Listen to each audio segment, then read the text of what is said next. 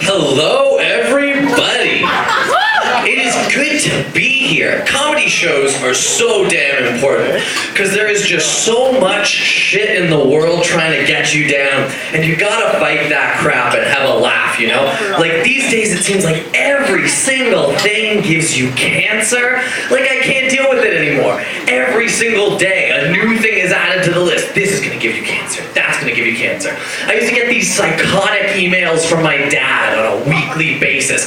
The 6 new things in your home that are gonna give you cancer. Grilled food, microwave, scented candles. I remember the day, and this is very clear in my mind, when I just could not care anymore. And I saw an article that was talking about how smoking weed and eating pussy was gonna give you cancer. And I just threw up my hands, fuck it!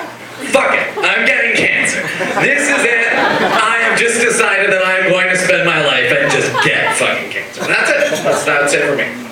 But it's hard not to see the whole bullshit eating pussy gives you cancer garbage as just part of the awful sex culture that we have. And it's really, really shameful. I mean, this one time my girlfriend and I were in a sex store in Toronto, and we were down in the section that sells all the like masturbator toys, like all the silicone butts and boobs and legs and stuff like that people like jerk off with.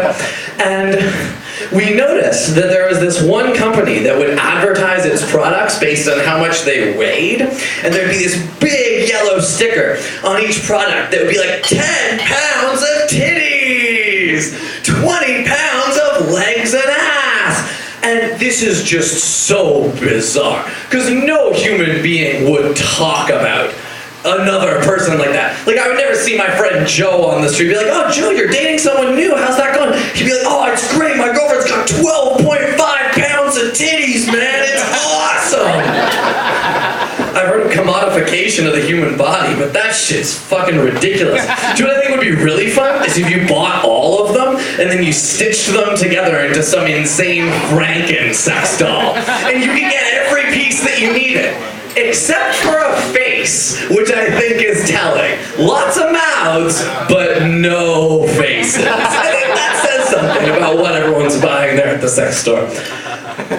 Oh, but man, sex culture is so crazy. Like, something that always makes me think is when I see the, the banner ads on, like, porno sites that are, like, pretend chat windows. There'll be some, like, half-naked person. They'll be like, hey, baby, I'm so horny. Let's party tonight. And, of course, no one clicks on that bullshit because it's obviously a scam. But I always do think for just a second, what if that is a real person on the other side of that? And there's just this desperate, half-naked, horny person gazing longingly into their webcam going, why does no one love me? Oh, I'm so horny. Oh man, people just talk so much shit all the time about everyone. Like old people to young people is the worst. Old people are always talking shit about young people. Did you know that Time magazine has released an article for every generation, baby boomers on, that generation is the worst generation in human history? It's happened 4 times now. Baby boomers, Gen X, Gen Y, millennial, and they'll release this article about how this generation is the worst. They're scum, they're ruining the entire planet. And I take serious issue with this for a couple reasons. The first one being that these articles are always written when the generation in question is between the ages of 17 and 20 years old. Now, I'm not sure how many people in this room remember being 17 to 20 years old, but I will have to say it's hardly a flattering time in your life. Like, I would hardly look at people between those ages as being really, really indicative of the quality of stuff they could really bring to the future. So that's a whole heaping load of bullshit right there, just off the bat. And then the second problem is that the generation we're all inevitably compared compared to is, of course, the so-called greatest generation who fought in World War II.